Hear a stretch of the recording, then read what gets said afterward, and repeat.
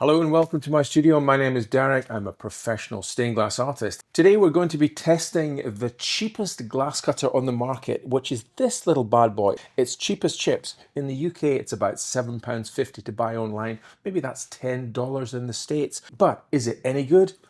Let's find out.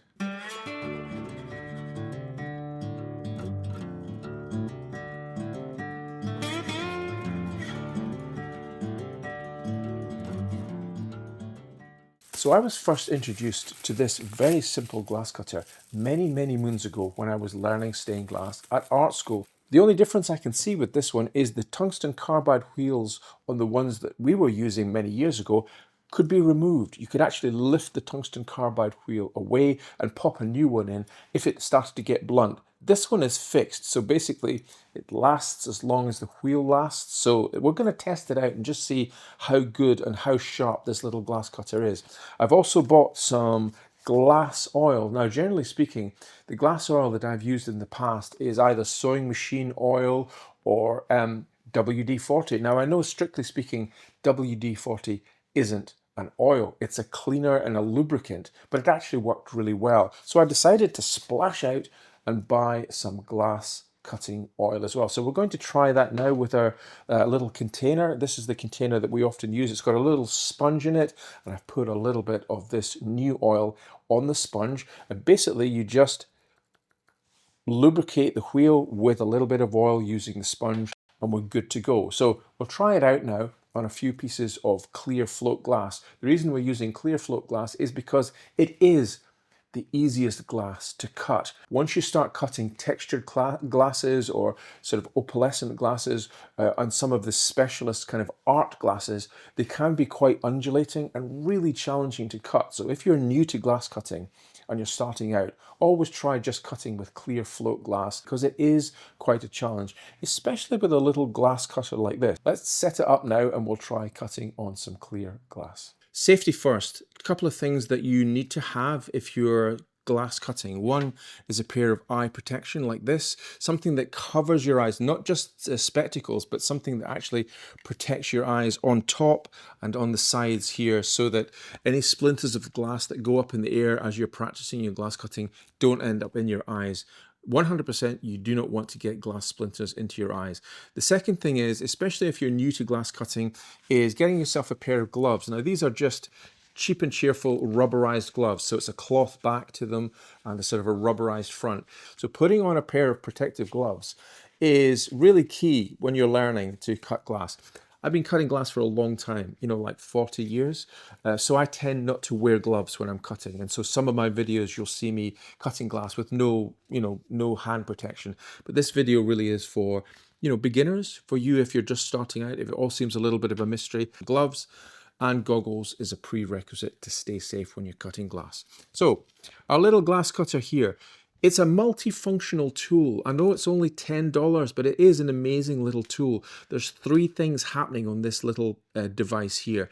With this handle, it's a metal handle. It's about the weight of a fountain pen. It's not heavy at all. There's the cutting part of it, which is this. See this little wheel at the end? Next to that are all of these serrated edges. What are these? Well, these are there to groze the glass. Now that basically means to nibble at the glass. Sometimes when you're cutting glass, you get some serrated edges, but these little notches in the handle allow you to nibble at the edges of the glass to try and even it up. The third function of this little device is this ball end here. This little ball at the end of the handle is used to tap the glass. Once you've done your score lines on the glass, you can use this little ball end to tap the underside of the score, and that actually helps to allow the glass to fracture along the score line. So like three little functions in one $10 piece of equipment is absolutely fantastic. These simple glass cutters you can't use like this, and you can't use really very easily like a pen or a pencil. You have to put it in between your first finger and your middle finger like this, and then you pinch it with your first finger and your thumb on the front of the handle. Holding the glass cutter at a 45-degree angle, rather than holding the glass cutter upright like this, hold it at about a 45-degree angle. You can see there's an angle on this edge here, which helps you to kind of get to the right angle. You can either pull it or you can push it along in order to create that score mark. And the idea is to have an even pressure from start to finish. When you start your glass cutting, keep going all the way to the end and don't go back over the line several times. That doesn't actually help with the score. It actually makes it very difficult for the glass to break if you keep going back and forward over the score line. Just go over once, get an even pressure, listen for that score sound as well. All the way to the end.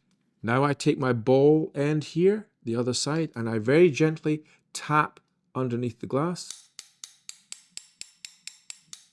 In order to break this glass now, we just basically pull down and away, a little bit like breaking a piece of chocolate.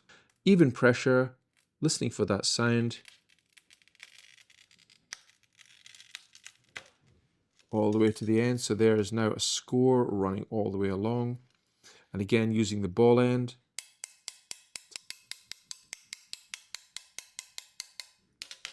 Now, let's just keep our fingers curled away from the fracture, pinching either side, and we pull down and away. There we go. Interestingly, there's little burrs and little rough parts. I don't know if the camera is picking that up. I hope it is. See those rough edges there? So this is where these serrated edges come into play.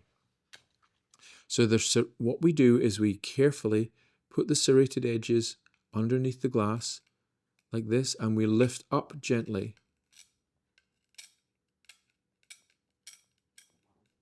Can you see what's happening? We're just basically getting rid of these burrs, these additional parts to the glass. These serrated edges have different thicknesses for thin glass, medium-sized glass, and thicker glass.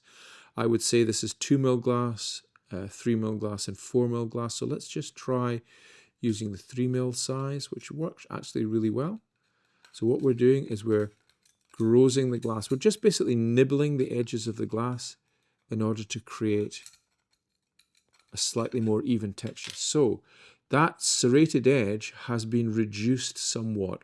So if you're putting a piece of glass into a window frame, for example, a picture frame, and you find that there's a small burr of glass that's stopping the glass going properly into the picture frame, you can gross it down or nibble it away, as I've just shown you here, in order to get rid of those rough bits.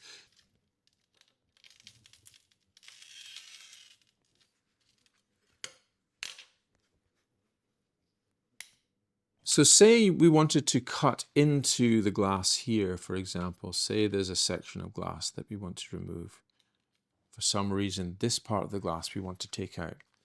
You can use the functions of this very simple little glass cutter in order to cut sections like that out. So again, holding the glass cutter between our two fingers, we press down, and this time I'm pushing away rather than pulling towards me.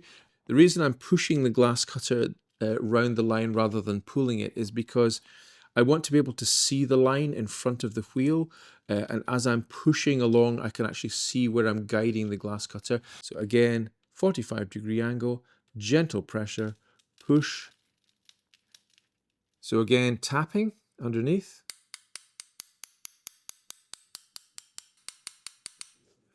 Now, here's where our little grossing teeth come into play. So we can begin to just gross that glass very gently, nibbling into the area that we want to remove. Can you see it's beginning to nibble away there?